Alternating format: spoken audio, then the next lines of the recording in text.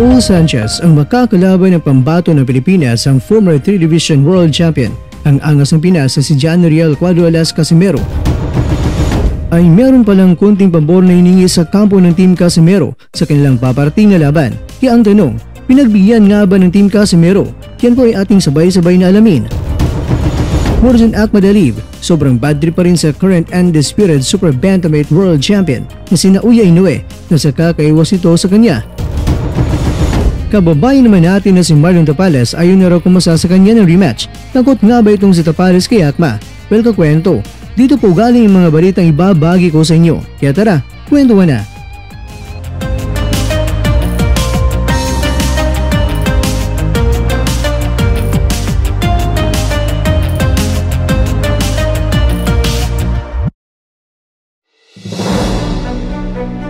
Ibinunyag ng promoter ni Casimero na si Mr. Masayuki Ito na sa panahon ikakasa ang Casimero kontra Sanchez may October 13 sa Yokohama, Budokan sa Japan. May kunting hininging pabor pala itong si Sanchez at sinabi niya na kung kakasan niya si Casimero ay dapat ang pipirma niya ay sa Super Bantamweight limit lamang talaga na 122 pounds. Pero ang prangkang sagot naman ng promoter ni Casimero na lang laban na hindi title fight, hindi talaga magiging stricto kahit pa lumampas pa ng 122 pounds itong si Casimero sa final weighing day. Wala actually mga kakwento.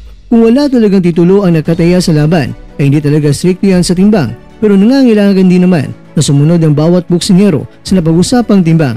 Pero hindi ito tulad ng mga world title fights na kung saan kung lalagpas ay pwedeng hindi matuloy ang laban, pero dapat din naman makuha ng boksingero ang timbang kung saan sila nagkasundo na maglaban. Lalong-lalo na kay Casimero na siya ay lumalaban sa Super Bantamweight, kinakailangan niya na makuha ang tamang timbang. Lalong-lalo na kay Casimero na siya ay lumalaban sa Super Bantamweight, kinakailangan niya na makuha ang tamang timbang.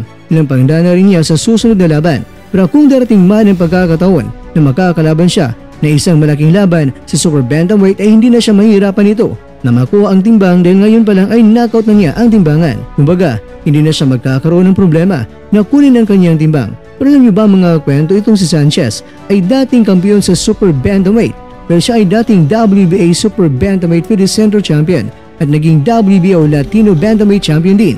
Kaya nangangulugan lang na itong si Sanchez ay sanay na umakyat at bumaba ng timbang. Hindi siya mahirapan na kunin ang Super Bantamweight limit na 122 pounds. Ayon nga kay Sanchez, pagkatapos na iligpit niya itong si Casimero, siya ay bababa na naman sa Bantamweight Division at doon niya target na maging World Champion. Samantala, sa nakaraang interview naman ni Akhmadaliev ay hindi pa rin nawala sa kanya ang pagkadismayado at galit pa rin siya sa monster ng Japan. Dahil ayon kay Akma, itong si Inoue ay magaling lang ito sa salita na talagang lalabanan siya nito pero wala naman sa gawa.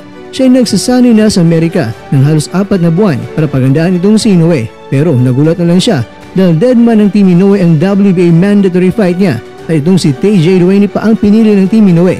Kaya sino ba ang hindi magagalit? Ayon kay Akma na naging overtrain na siya sa kahintay na makalaban si Inoue. Kaya mula sa Amerika ay bumalik na lang siya sa kanilang bansa. Ang gusto ni Akma ay lalaban siya ngayong buwan ng Disyembre at sana baklasin na ang WBA belt ni Inoue para sa laban niya ngayong Disyembre. Ito na ang nakataya sa laban niya.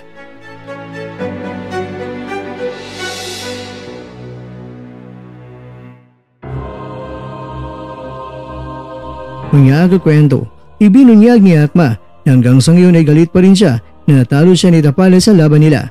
Nagkamali lang daw ang mangurado sa desisyon. Hinamon niya sa Tapales ang rematch. Ang Team Tapales naman ay hindi tumugon. Dahil syempre, sino ba ang papayag na may kapag-rematch pa kung hawak mo na ang susi para labanan itong si Naoya? Kaya sige lang, umiyak ka lang na umiyak dyan, Akma. Takot ba ang Team Tapales? Hindi, dahil mautak lang ang kampo nila dahil ayaw madulas. Baka ang titulo ay maagaw mo pa sa bangungot ng Pinas.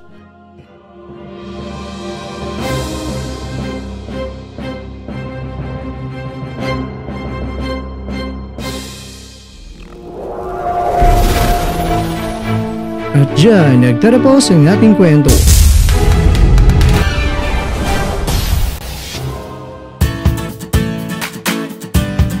Maraming salamat mga kakwento sa inyong panonood. Pero baka naman mga kakwento ay nagustuhan niyo po ang kwento natin ngayon.